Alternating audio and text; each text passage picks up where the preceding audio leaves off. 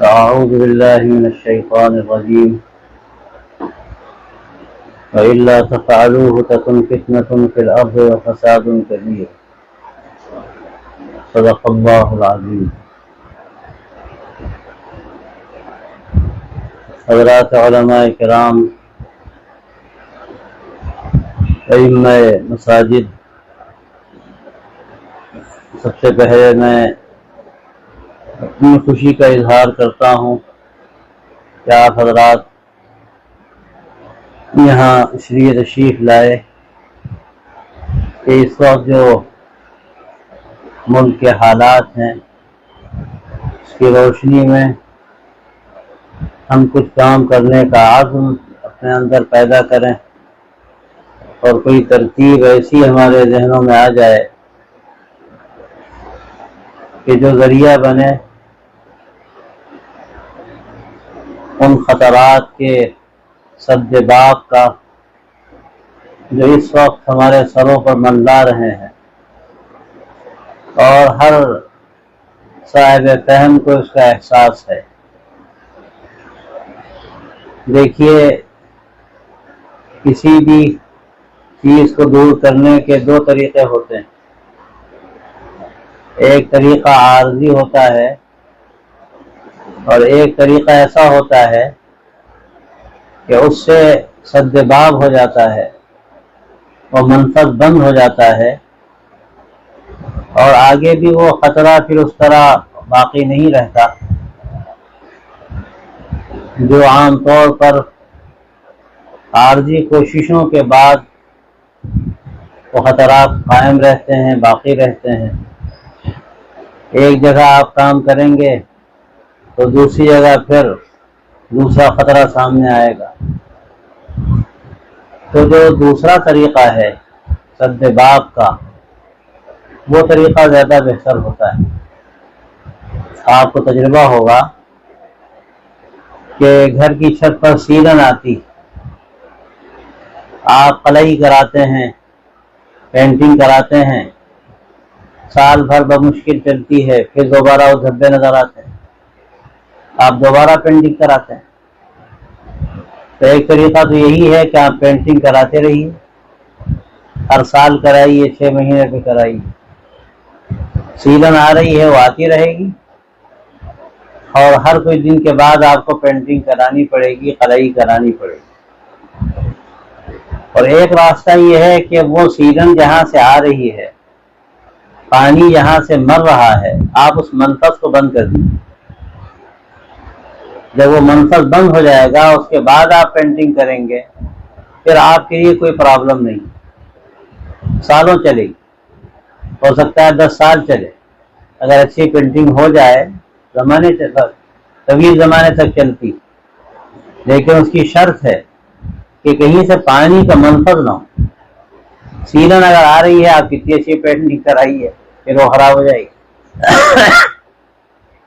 تو دو طریقے ہیں، ایک تو یہ ہے کہ آپ پینٹنگ کرا لیجیے، کوئی دن تو چھٹی ہو جائے گی لیکن زیادہ نہیں، اور ایک طریقہ یہ ہے کہ منفذ کو بند کر دیجیے۔ تو یہ جو دو طریقے ہیں، ہم جس ملک میں رہتے ہیں یہاں پر بھی ہمارے سامنے یہی صورتحال ہے۔ ہم لوگ اکثر یہ کرتے ہیں کہ قلعی کرا لیتے ہیں، ہم یہ غور نہیں کرتے کہ پانی کہاں سے مر رہا ہے، کہ خرابی کہاں سے آ رہی۔ تو اس کا نقصان یہ ہے کہ ہماری کوششیں اکثر تو نقش برآب ثابت ہوتی ہیں، بہت معمولی مدت کے لیے اس کے کچھ اثرات نظر آتے ہیں، اور اس کے بعد پھر وہی سارے مسائل ہمارے سامنے آ جاتے ہیں۔ تو یہ دو جو طریقے ہیں، میں اب سمجھتا ہوں کہ اس ملک میں یہ جو کام ہے پیام انسانیت کا، برادران وطن تک پہنچنے کا، ان کی ذہن سازی کا، ان کی غلط فہمیوں کو دور کرنے کا، یہ حقیقت میں اگر آپ غور کیجئے تو یہ منافذ کو بند کرنے والا کام، جہاں سے پانی مر رہا ہے، اگر آپ نے بات سمجھ لی ہے تو آپ کے لیے معاملہ مشکل نہیں ہے، آپ وہاں پر وہ منفذ بند کر دیجئے۔ اب تو نئے نئے مسالے آ گئے، نیا زمانہ، وہ مسالے لگا دیجئے، وہ فیرن ختم ہو جائے گی۔ اسی طرح جو اس وقت ہمارے سامنے حالات ہیں، تو ہمیں یہی غور کرنے کی ضرورت ہے کہ یہ حالات کی خرابی کا اصل سبب کیا ہے۔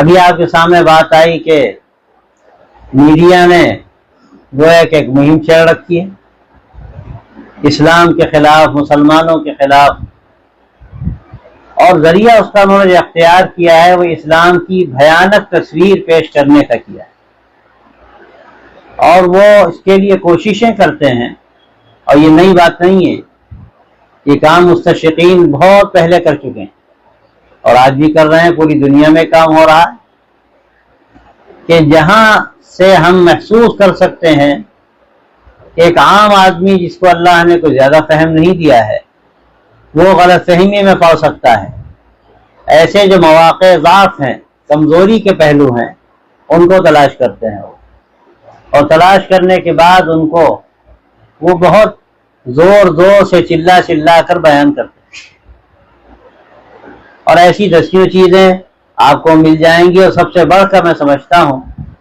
کہ جو اسلامی سماج ہے، مسلمانوں کا سماج ہے، اگر آپ وہاں تلاش کریں گے تو ایسی 50 چیزیں آپ کو مل جائیں گی۔ وہ مسلمانوں کی چیزوں کو اسلام کی ترجمانی بنا کر پیش کرتے ہیں۔ دنیا کیا جانے، دنیا بھی یہ سمجھتی ہے کہ اگر مسلمان یہ عمل کر رہے ہیں تو حقیقت میں یہ گویا کہ اسلام کی ترجمانی کر رہے ہیں۔ اسلامین کو یہ سکھاتا، وہ کیا جانے کہ اسلام کیا ہے اور مسلمان کیا ہے، اسلام میں اور مسلمانوں میں کتنا تطابق ہے۔ ہماری جو زندگی اس وقت گزر رہی ہے وہ اسلام کی کتنی ترجمانی کرتی، یہ دنیا نہیں جانتی۔ دنیا مسلمانوں کو دیکھ کر اسلام کو سمجھتی، اور آپ اگر تاریخ کا مطالعہ کریں تو اندازہ یہ ہوتا ہے کہ سب سے بڑھ کر جو اسلام سے لوگ قریب ہوئے ہیں وہ مسلمانوں کو دیکھ کر ہوئے۔ کتابیں پڑھنے والے کتنے ہوتے ہیں؟ کتابیں پڑھنے والے تو بہت کم ہوتے ہیں۔ لوگ ہماری زندگی کا مطالعہ کرتے ہیں۔ ابھی ایک دوست ہمارے وہاں گئے، امریکہ گئے، انہوں نے آ کر جو بات کہی مجھے اچھی لگی کہ الحمدللہ وہاں دعوت کے لیے میدان بڑا سازگار کام ہو رہا ہے، کوئی رکاوٹ نہیں، لیکن جو بات خاص طور سے تو انہوں نے کہی مجھے اچھی لگی وہ یہ کہ وہاں مسلمانوں نے اپنی زندگی کا بہت ایک ایسا رول پلے کیا ہے، ایسا کردار پیش کیا ہے کہ عام طور سے اس کو دیکھ کر لوگ متاثر ہوتے ہیں۔ ایک مثال انہیں چھوٹی سی دی، ہم سمجھتے ہیں کہ ہندوستان میں جو اگر کہا جائے کہ نمبر 2 پر اسلام کا سرچشمہ رہا، ظاہر ہے کہ اصل سرچشمہ تو حجاز، لیکن ہندوستان کو اللہ نے یہ اہمیت دی ہے کہ 1000 سالوں میں پوری تاریخ ہے، بلکہ اس سے زیادہ اگر میں کہوں تو کوئی غلط نہ ہوگا، ایسے بڑے بڑے علماء اور مشائخ پیدا ہوئے اس ملک میں کہ جو ساری دنیا کے لیے نمونہ ہے، لیکن آج ہندوستان میں ہم کو نمونہ نظر نہیں آتا۔ ہمیں تعجب ہوا، انہوں نے بتایا کہ امریکہ میں وہاں مسلمانوں نے ایسے اخلاق اختیار کیے ہیں اور آپس کی رسا کشی، آپس کے جھگڑے انہوں نے اس طرح سے دور کرنے کی کوشش کی ہے کہ مسلمانوں کی بڑی اچھی تصویر لوگوں کے سامنے جاتی ہے۔ ایک مثال انہوں نے دی مسلمانوں کے اخلاق کی کہ لوگ مسجد سے نکلتے ہیں تو عام طور سے آپ دیکھتے ہیں کہ جہاں اے سی وغیرہ ہو وہاں مسجدوں میں وہ لگا رہتا ہے، دروازہ بند ہو جاتا ہے خود بخود۔ تو انہوں نے کہا کہ ایک آدمی نکل رہا ہے اور دیکھ رہا ہے پیچھے کوئی آ رہا ہے تو وہ دروازہ کھولے کھا رہے تاکہ پیچھے آنے والے کو کھولنے کی زحمت اٹھانی نہ پڑے۔ اب وہ آ جائے گا، دیکھے گا دوسرا آ رہا تو وہ کھڑا ہو جائے گا، وہ آگے نکل جائے گا۔ یہ ایک چھوٹی سی بات ہے دیکھنے میں، لیکن اس سے اخلاق، اسلامی اخلاق کی ایک اچھی تصویر سامنے آتی ہے۔ کیا ہمارے یہاں اس طرح کے تصورات ہیں؟ اب اس کے نتیجے میں جو واقعات پیش آ رہے ہیں وہ بھی ایک واقعہ میں نقل کرتا ہوں۔ تو خود ہی کہنے لگے کہ ایک صاحب آئے اور انہوں نے کہا میں شہادت دینا چاہتا ہوں۔ وہاں ایک تعبیر ہے، یہ جو کلمہ پڑھنا چاہتا ہے وہ آ کر یہ کہتا ہے میں شہادت دینا چاہتا ہوں، ظاہری شہادت ہی۔ جب اس نے کلمہ پڑھ لیا اس کے بعد یہ بات کہی کہ میں آپ سے بتانا چاہتا ہوں کہ میں نے کوئی کتاب نہیں پڑھی، میں آپ کو دیکھ کر اسلام میں داخل ہوا، آپ کے اخلاق سے میں متاثر ہوا۔ وہ جس طرح دوسروں کی مدد کرتے ہیں، لوگوں نے بتایا، تعجب ہوا کہ کوئی بھی اگر وہاں کمزور ہے، پریشان حال ہے، تو ایک تختی لے کر کھڑا ہو جاتا ہے، آنے والے جانے والے اس کی مدد کرتے ہیں، تحقیق کرنے والے تحقیق بھی کر لیتے ہیں، پورا کام ہو جاتا ہے، تھوڑی دیر میں پورا کام ہو جاتا ہے۔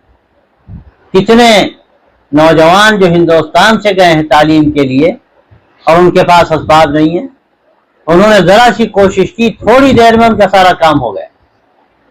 تو یہ اخلاق وہاں جو نظر آتے ہیں، اخلاق کے نتیجے میں حالات کس طرح سے بدل رہے ہیں۔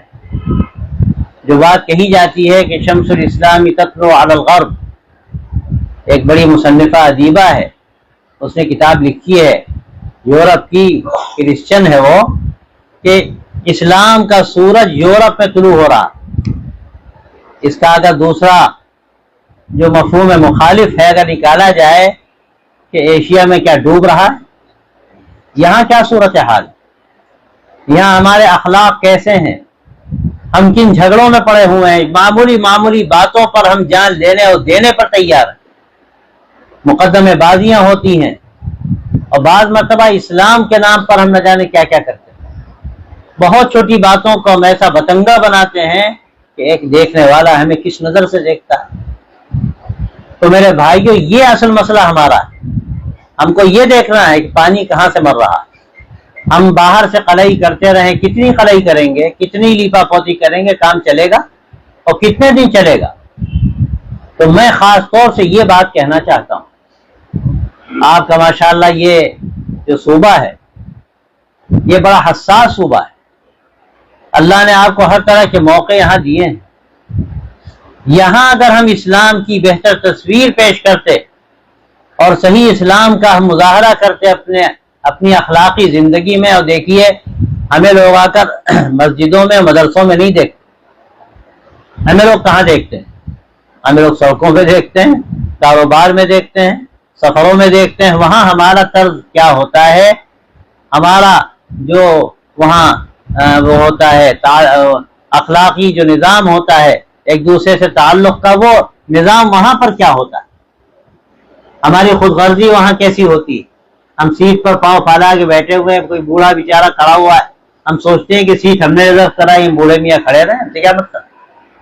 کیا ہم کو اسلام یہی سکھاتا ہے؟ قرآن مجید کی جو آیتیں پڑھی گئی اس میں بھی یہ بات کہی گئی کہ جو ہم کو احسان کرنے اور حسن سلوک کرنے کی تاکید ہے پڑوسیوں کے ساتھ، اس میں جو قسمیں بیان کی گئی اس میں یہ بھی تو ایک قسم ہے کہ تھوڑی دیر کے لیے اگر تمہارا کوئی ساتھ ہے وہ بھی تو پڑوسی ہے تمہارا۔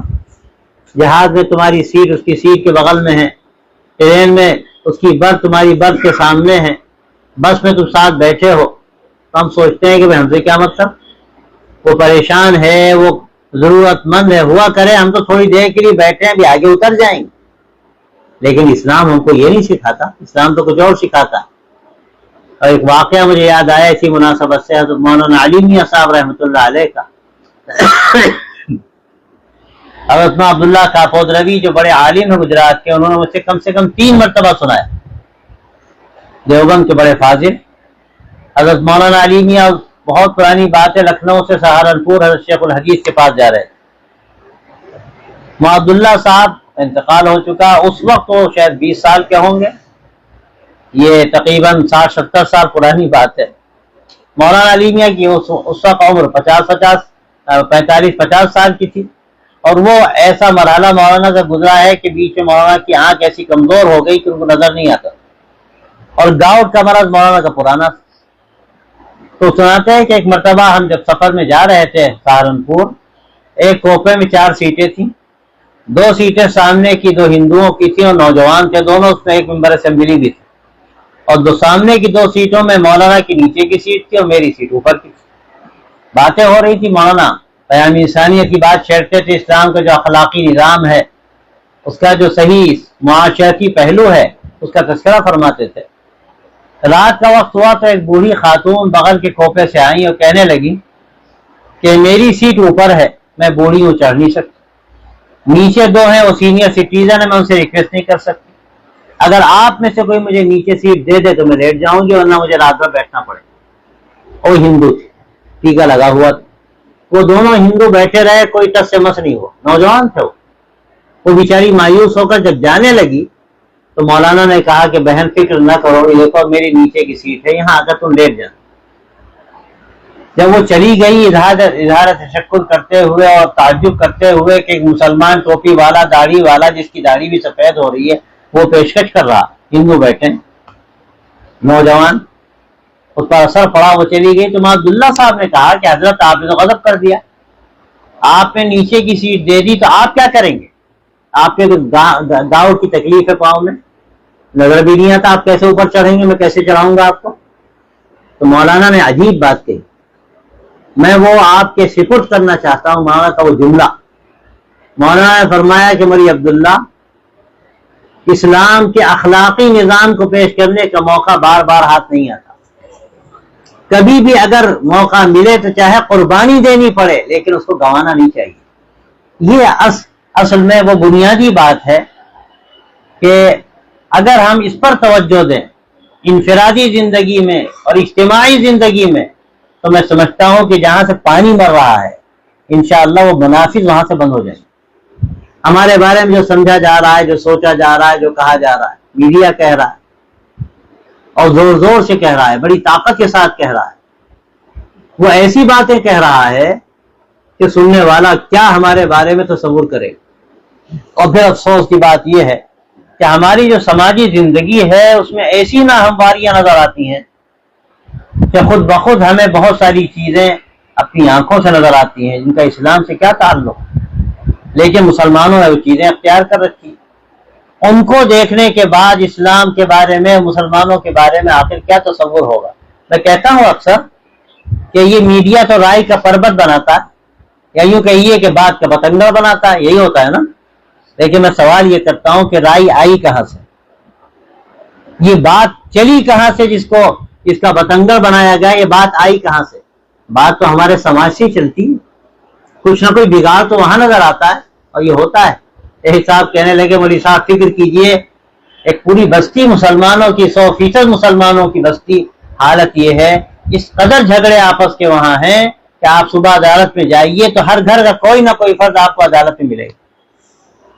یہ آخر جو ہماری اس وقت سماج کی ناہمواریاں ہیں، میں سمجھتا ہوں کہ سب سے بڑھ کے اس پر توجہ دینے کی ضرورت ہے۔ اب توجہ کون دے گا بھائی؟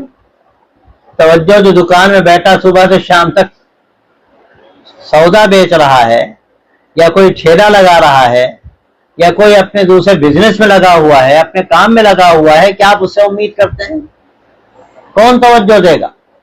توجہ جو دینا ہوگی وہ ہمارے علماء کو ہی دینا ہوگی۔ یہ ذمہ داری حقیقت میں ہماری، ہم اس ذمہ داری کو اگر محسوس نہیں کریں گے تو یاد رکھیے، میں نے آپ کے سامنے جو آیت پڑھی ہے اس میں یہی حقیقت بیان کی گئی ہے کہ وَإِلَّا تَفْعَلُوهُ تَكُنْ فِتْنَةٌ فِي الْأَرْضِ وَفَسَادٌ كَبِيرٌ، کہ اگر تم نے یہ مشن نہ اختیار کیا اور بیڑا نہ اٹھایا تو یاد رکھو کہ پھر زمین میں بہت بگاڑ پھیلے گا اور بڑا فتنہ پیدا ہوگا اور اس کو کوئی روک نہ سکے گا۔ یہ آیت کے زمانے میں نازل ہوئی، حضرات صحابہ رضی اللہ عنہم کو خطاب کیا ہے۔ اللہ تبارک و تعالی خطاب فرما رہا ہے حضرات صحابہ کو، امت کو، کہ اگر تم نے یہ بیڑا نہ اٹھایا، اللہ کے نبی صلی اللہ علیہ وسلم سے تم کو جو مشن ملا ہے، جو پیغام ملا ہے، اگر تم نے اس کا بیڑا نہ اٹھایا تو پھر زمین کا سنبھالنا مشکل ہو جائے گا، اس قدر فتنہ و فساد پیدا ہوگا کہ اس کو کوئی روک نہ سکے۔ اور یاد رکھیے کہ ہمارے علماء کون ہیں؟ ان کو وارثین انبیاء کہا جاتا ہے، اور یہ تسلسل ہے۔ سب سے بڑھ کر وراثت ملی کس کو ملی؟ حضرات صحابہ کو ملی۔ حضرات صحابہ رضی اللہ عنہم حقیقت میں دیکھیے تو اللہ کے نبی صلی اللہ علیہ وسلم کے پروردگار، آپ سے انہوں نے دین سیکھا اور اس دین کو اس طرح جذب کیا کہ وہ پوری اپنی زندگی کے اعتبار سے اگر دیکھا جائے تو دین کے نمائندہ بن گئے، دین کے ترجمان بن گئے، اور ان سے بڑھ کر ترجمانی کرنے والا نہ کوئی پیدا ہوا ہے نہ قیامت تک پیدا ہوگا۔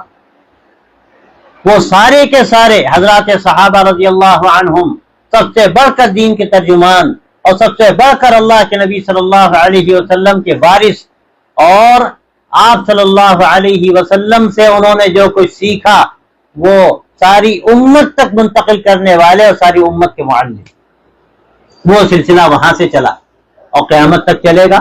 تو اس وقت جو حضرات علماء ہیں وہ دیکھا جائے تو اسی سلسلے کی کڑیاں، اسی سلسلے کی کڑیاں۔ اب یہ ذمہ داری ہماری، یہ ذمہ داری اس وقت ہماری ہے کہ جو کچھ بھی حالات ہمارے سامنے ہیں، جو باتیں آپ کے سامنے بھی آئیں، چاہے وہ واقعات ہوں ارتداد کے، اور چاہے وہ واقعات ہوں ہماری نئی نسل کو جس طرح شکوک و شبہات میں ڈالا جا رہا ہے، اور ان کے دماغوں میں جس طرح سے ایسے بیج ڈالے جا رہے ہیں کہ اگر خدا نخواستہ ہم نے وہ نہ نکالے تو نہ جانے کیسے کیسے کڑوے اور کسیلے درخت نکلیں گے جس میں کڑوے اور کسیلے پھل پیدا ہوتے ہیں۔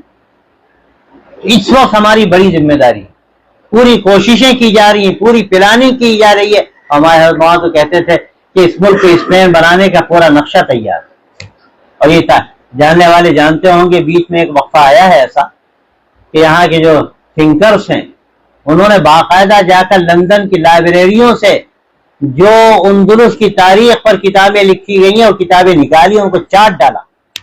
انہوں نے غور کیا کہ مسلمانوں کے زوال کے اسباب کیا تھے، اور وہی اسباب آج وہ اختیار کر رہے ہیں اس ملک میں۔ اور میں نے غور کیا، دو باتیں وہاں مجھے نظر آتی ہیں۔ اندلس کے جو زوال ہوا، مسلمان ختم کر دیے گئے، اس میں ایک بڑا سبب تو یہ تھا کہ آپس میں انتشار پیدا ہوا، اور ایسا انتشار پیدا ہوا کہ مسلمان پہلے ریاستوں میں بیٹھ گئے، اور پھر ایک ریاست والا جو مسلمان ہے وہ دوسری ریاست پر حملہ کرتا ہے اور عیسائیوں سے مدد لے کر کرتا ہے۔ اور اس کے بعد کیا ہوا، جو اس سے بڑھ کر میں سمجھتا ہوں بڑا سبب بنا ہے، شروع سے بنیادی جو غلطی وہاں ہوئی وہ یہ ہے کہ وہاں کی جو دوسری اقلیت اس وقت آپ کہہ لیجئے، یا اگر تاریخ کے حوالے سے ہی کہا جائے کہ اس وقت بھی کسی نہ کسی درجے میں وہ اکثریت تھی جو اسلام کو نہیں جانتی تھی، اسلام کو نہیں سمجھا تھا، اس اکثریت یا اقلیت کو آپ کہہ لیجئے مسلمانوں نے پوری طرح سے نظر انداز کیا، پوری طرح سے نظر انداز کیا۔ ان کو اعتماد میں لینے کا کام، ان کی ذہن سازی کا کام، ان تک صحیح دین پہنچانے کا کام، اور ان تک اسلام کی صحیح ترجمانی کا جو کام ہونا چاہیے وہ کام وہاں پر شاید نہیں ہو سکا۔ یہ دو بڑے سبب۔ اور یہاں پر جو مغلیہ سلطنت کا زوال ہوا ہے، یہاں بھی وہی سبب ہمیں نظر آتے ہیں۔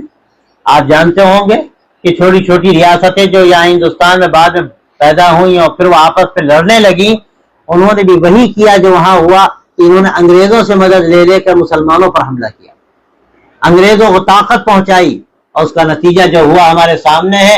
اور دوسری جو غلطی ہوئی، کتنے 100 سال مسلمانوں نے حکومت کی یہاں پر، لیکن یہاں کی اکثریت کو نظر انداز کیا، ان تک جو صحیح حقائق پہنچانے چاہیے جس طرح، وہ شاید وہ عمل نہیں ہوا، تو اس کا بھی وہی نتیجہ ہمیں بھگتنا پڑا۔ لیکن الحمدللہ ہمارے علماء نے یہاں تھوڑا سا جو اللہ نے ان کو حکمت عطا فرمائی، دانائی عطا فرمائی، ایمان عطا فرمایا، انہوں نے سمجھ لیا کہ اب ہم خطرے میں ہیں۔ انہوں نے اسلام کے قلعے بنائے ان مدارس کی شکل میں، اور ان اسلام کے قلعوں سے الحمدللہ اس ملک میں اسلام باقی رہا، ورنہ یہاں بھی ختم ہو جاتا ہے اندلس کی طرح۔ اب وہ جو ہمارے بھائی ہیں اس ملک میں جو چاہتے ہیں کہ معاملہ ختم ہو جائے مسلمانوں کا، اب وہ کوشش میں ہے کہ کسی طرح مدرسے بھی ختم ہو جائیں، کسی طرح یہ جو مسلمان ہیں اسلام پر ان کا اعتماد ختم ہو جائے۔ ان کی جو کوششیں ہیں وہ بوڑھوں کو ٹچ نہیں کرتے، ان کی جو نظر ہے وہ آنے والی نسل پر۔ انہوں نے یہ دیکھا کہ آنے والی نسل اگر غلط رخ پر چلی گئی اور ہم نے اس کا شکار کر لیا تو آنے والے 20 سالوں میں ملک میں انقلاب آ جائے گا، ہمیں کچھ کرنے کی ضرورت نہیں۔ بالکل وہی بات ہے جو اکبر الہ آبادی نے کہی کہ یوں قتل کے بچوں سے وہ بدنام نہ ہوتا، یوں قتل کے بچوں سے وہ بدنام نہ ہوتا، افسوس کہ فرعون کو کالج کی نہ سوجی، کہ فرعون نے بچوں کو مارا یہ سمجھ کر کہ کوئی اس میں موسیٰ پیدا ہو جائے گا، وہ کچھ نہ کرتا ہے، کالج قائم کر دیتا، اس سے ذہن بدل جاتے اور لوگ کچھ نہ سمجھتے اور پورا انقلاب برپا ہو جاتا۔ بالکل آج وہی صورتحال ہمارے سامنے۔ انہوں نے جس طرح کوشش کی ہے اسکولوں کا نظام بدلنے کی، وہاں جو نئی میتھالوجی انہوں نے قائم کی ہے، اور جا بجا اسکول قائم کرتے ہیں، اور اس کے لیے انہوں نے جو نئی پالیسی اختیار کی ہے، تعلیمی پالیسی، اس میں انہوں نے پوری کوشش کی ہے کہ آنے والی جو نسل ہے یہ نسل اسلام سے جب دور ہوگی تو خود بخود حالات بدل جائیں گے، ہمیں کچھ کرنے کی ضرورت ہی نہیں پڑے گی۔ ایسی صورتحال میں ہم پر بہت بڑی ذمہ داری، ایک طرف ذمہ داری ہمارے آنے والی نسل کی ہے کہ ہم اپنے اسکول قائم کریں، اپنے کالجز قائم کریں، اپنے بچوں کو اپنے اسکولوں میں پڑھائیں، اور اپنے اسکولوں کو کسی نہ کسی صورت سے ہم اسلام کے ساتھ وابستہ رکھنے کی ہر دم کوشش کریں۔ اس لیے کہ دوسری طرف تو ساری کوششیں ہو رہی ہیں. اور جو آنے والی نسل ہے، خاص طور سے جو ہماری بچیاں ہیں، ان بچیوں کو صحیح اسلامی اخلاق کے ساتھ ہم باقی رکھیں. ان کے لیے ایسے سینٹرز قائم کریں کہ جہاں ہم ان کی کاؤنسلنگ کر سکیں، ان کی ذہن سازی کر سکیں. ورنہ کیا ہو رہا ہے آپ سب جانتے ہیں. لیکن اس سے زیادہ ضرورت اس بات کی ہے، جو بات میں نے شروع میں کہی، کہ آپ غور کیجئے پانی کہاں سے مر رہا ہے. پانی کہاں سے مر رہا ہے. یہ ہمارے جو برادران وطن ہیں، اسلام کے بارے میں جو غلط تصویر ان کے دماغوں میں ڈالی گئی ہے، انہوں نے طے کر لیا ہے کہ ہمیں مسلمانوں کو ختم کرنا ہے. میں اس میں مثال دیتا ہوں. یہ جیسے کوئی محلے میں آ کر آباد ہو اور محلے والے کہ او ہو یہ تو بڑا خطرناک قسم کا آدمی آ گیا، یہ تو ڈاکو ہے، اس کے آنے کے بعد تو محلے کا امن و امان غارت ہو جائے گا، ہم لوگوں کا رہنا مشکل ہو جائے گا، کسی صورت سے اس کو یہاں سے نکالنا چاہیے. جب یہ بات عام ہوگی محلے میں تو کیا ہوگا نتیجہ؟ پورا محلہ ایک ہو جائے گا کہ کسی صورت سے اس کو یہاں سے باہر کرو. اب وہ کوششیں کریں گے اور کسی نہ کسی صورت سے وہ اس کو باہر کرنے کے لیے ساری تدابیر اختیار کر لیں گے. ہو سکتا ہے اس میں کامیاب ہو جائیں. بالکل تقریباً یہی صورتحال مسلمانوں کے بارے میں ذہن و دماغ میں یہ بات ڈال دی گئی ہے کہ اگر یہ رہیں گے تو یہ ملک پھر امن و امان کے ساتھ نہیں رہ سکتا. یہاں پر پھر باقی آبادیوں کا رہنا مشکل ہو جائے گا. ایسا تصور بٹھا دیا گیا ہے ذہنوں میں. تو ایسی صورتحال میں ہمیں اس تصور کا ازالہ کرنا پڑے. ہمیں دماغوں میں جو غلط باتیں بٹھائی گئی ہیں ان باتوں کو نکالنا پڑے گا. لیکن کیسے ہوگا؟ یہ جو بات ابھی کہی گئی کہ اس کے لیے ہمیں دو کام کرنے پڑیں گے. ایک تو یہ کام کرنا پڑے گا کہ ہمیں ایسا لٹریچر تیار کرنا پڑے گا کہ جس میں حقائق بیان کیے جائیں، جس میں درد دل رکھا جائے اور جس میں یہ بات واضح کی جائے کہ مسلمان اس ملک کو کس نظر سے دیکھتا ہے اور مسلمانوں کے یہاں اخلاق اور انسانیت کی کیا قدر و قیمت ہے اور وہ کس حیثیت سے اس دنیا میں آئے ہیں اور ان کی کیا ذمہ داریاں ہیں. اور پھر دوسرے جو ایک بڑی ذمہ داری ہمارے اوپر عائد ہوتی ہے وہ یہ ہے کہ اپنے طرز عمل سے ہم کو دکھانا پڑے گا کہ جو ہم کہہ رہے ہیں وہ بات کوئی ہوائی و فرضی نہیں ہے بلکہ وہ حقیقت ہے اور عملی طور پر ہماری زندگی میں اس کے نمونے موجود ہیں. اور میں اکثر کہتا ہوں کہ پانی چونکہ سر سے اونچا ہو گیا ہے، اس سے مسئلہ اب تنہا یہ نہیں ہے کہ ہم انفرادی طور پر اپنی زندگی میں تبدیلی لائیں. یقیناً یہ بنیادی بات ہے، لیکن اس کے ساتھ ساتھ اب ضرورت اس بات کی ہے اجتماعی طور پر بھی اس عمل میں ہم آگے بڑھیں. ہم کہیں ہاسپٹل میں جا کر مریضوں کی عیادت کریں اور کہیں جیلوں میں جائیں اور وہاں کی ضرورتیں دیکھیں، کہیں اسکولوں میں جائیں اور وہاں جا کر بچوں کی جو چھوٹی موٹی ضرورتیں ہوتی ہیں ان کو پوری کریں، کہیں جو سماجی خرابیاں ہیں، اخلاقی بیماریاں ہیں ان کے علاج کی تدابیر کریں. جیسے نوجوان نشے کی طرف جا رہا ہے، ہم لوگوں میں اس کی برائی بیان کریں اور صرف بیان ہی نہ کریں، ہم لوگوں کو نکالیں، ان کا علاج کرائیں، ان کو برائیوں سے دور کریں. جب دنیا دیکھے گی کہ مسلمانوں کی زندگی تو کچھ اور ہے، ہمیں کچھ اور کہا جا رہا ہے لیکن حقیقت میں یہ معاملہ کچھ اور ہے، تو میں صاف کہتا ہوں کہ اس کے نتیجے میں علاقے کے علاقے بدلیں گے. میں ایک واقعہ صرف سناتا ہوں لکھنؤ کا کہ ایک دیہات کے ایک صاحب آئے، آر ایس ایس کا بہت گہرا وہ علاقہ تھا اور ذمہ دار تھے آر ایس ایس کے. وہ آئے لکھنؤ میں، ان کو آپریشن کرانا تھا. وہ غریب علاقہ تھا. ان کے آنے کے بعد کوئی پرسان حال نہ ہوا اتفاق سے. وہاں ایک بلہ پور ہاسپٹل ہے، ہمارے پیام انسانیت کے ساتھی ماشاءاللہ عمامے کے ساتھ اور ٹوپی اور داڑھی کے ساتھ کام کرتے ہیں وہاں، اور اس کا ایسا اچھا اثر پڑا ہے کہ وہ لوگ گویا کہ اس ہاسپٹل کا جز سمجھ لی گئے. انہوں نے دیکھا کہ ایک بیچارے ہندو ہیں، ٹہل رہے ہیں پریشان، ہمارے ساتھی کام کرتے ہیں، انہوں نے لیا اور لے کر وہ ڈاکٹر کے پاس گئے اور کہا کہ ہمارے بھائی ہیں، آئے ہیں بہت دور سے اور بہت پریشان ہیں، ان کے پاس پیسے کی بھی کمی ہے، ہم چاہتے ہیں کہ ان کا مفت آپ آپریشن کر دیجیے. پہلے تو ڈاکٹر نے ان کو دیکھا، ایک خالص ہندو کو لے کر ایک مسلمان عمامے والا داڑھی ٹوپی والا آیا ہے. ظاہر ہے کہ یہ چیز پہلے مرحلے پر ڈاکٹر پر اثر ڈالنے والی تھی، اور اس کے بعد اس نے کہا ڈاکٹر نے کہ آپ جب یہ سیوا کر رہے ہیں تو ہماری بھی تو ذمہ داری ہے، ہم بھی ان کا آپریشن فری کریں گے، آپ دواؤں کا انتظام کر دیجیے. اس نے فری آپریشن کیا، دواؤں کا نظم انہوں نے کر دیا. آپریشن کے بعد جب وہ اپنے گاؤں گیا تو جا کر اس نے ڈھنڈورا پیٹا کہ مسلمانوں کے بارے میں جو کہا جا رہا ہے غلط کہا جا رہا ہے. میں تجربہ کر کے آیا ہوں کہ مسلمان کیسے ہوتے ہیں، مجھے تو کوئی پوچھنے والا نہیں تھا، انہی مسلمانوں نے میرا آپریشن کرایا، انہوں نے میری خبر گیری کی اور میں نے ساری زندگی آر ایس ایس کے لیے کام کیا. لیکن کون وہاں جا کر میں نے دیکھا کہ ہندو میرے کام آئے ہوں. تو جو مجھ سے کہا جا رہا تھا کہ مسلمان ایسے ہوتے ہیں ایسے ہوتے ہیں، سب غلط. اور پھر اس نے بلایا ان لوگوں کو اور اپنے گاؤں میں باقاعدہ ان کا پروگرام کرایا اور وہاں کھل کر اس نے کہا کہ مسلمانوں کے بارے میں جو تصورات پیدا کیے جا رہے ہیں ذہنوں میں وہ غلط تصورات. تو دیکھیے ایک چھوٹا سا کام ہوا, اس کا نتیجہ کیا نکلا. ایسے سینکڑوں واقعات میں سنا سکتا ہوں آپ کو. الحمدللہ پورے ملک میں جو کام ہو رہا ہے اس کے نتائج سامنے آ رہے ہیں. تو حاصل یہ ہے کہ یہ کام جو اخلاقی ہیں, عملی ہیں, ہم جب یہ کام کریں گے اور اپنی زندگی کا وہ رخ لوگوں کے سامنے لائیں گے تو یہ سب سے بڑھ کر ذہنوں کو بدلنے والی بات.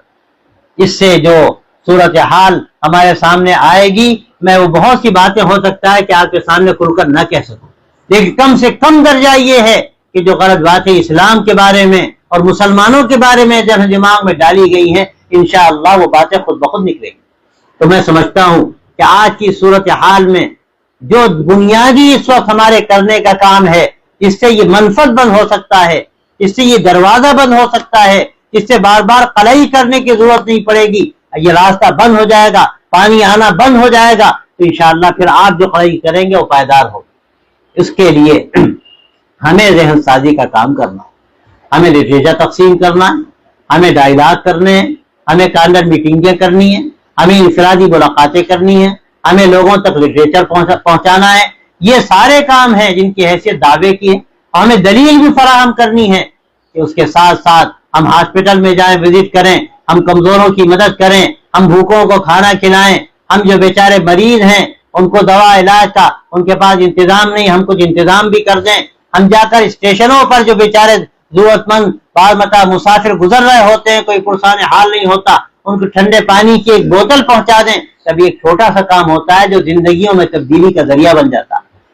ایسے دسیوں بیسیوں کام ہیں, لیکن ظاہر اس مختصر سے وقت میں ہم وہ ساری تفصیلات آپ کے سامنے نہیں رکھ سکتے. لیکن ہم آپ سے یہ بات کہہ سکتے ہیں کہ یہ اس وقت کی بڑی ضرورت ہے, یہ اس وقت کی بڑی ضرورت ہے. اور میں نے شروع میں جو بات عرض کی کہ دو طریقے ہیں, ایک تو یہ کہ عارضی کوئی شکل اختیار کر لی جائے اور جہاں سیرن آ گئی ہے وہاں پر آپ اچھی طرح سے رگڑ کر آپ قلعی نہیں کرا دیجئے, کچھ دنوں تک آپ کو بہت اچھی لگے گی دیوار, لیکن پھر جب سیرن آئے گی آپ کو پھر دوبارہ قلعی کرانی پڑے گی, اور کہاں تک قلعی کراتے رہیں گے.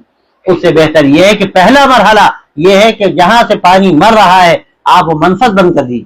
جب وہ منفذ بند ہو جائے گا پھر آپ قلعی کرائیں گے تو قلعی دیر پا ہوگی. اسی طرح یہاں جو دماغوں میں لوگوں نے سوراخ کیے ہیں اور دماغوں میں ایسا زہر داخل کیا جا رہا ہے کہ جس کے نتیجے میں اسلام کے بارے میں, مسلمانوں کے بارے میں عجیب و غریب تصورات دماغ میں بٹھا دیے گئے.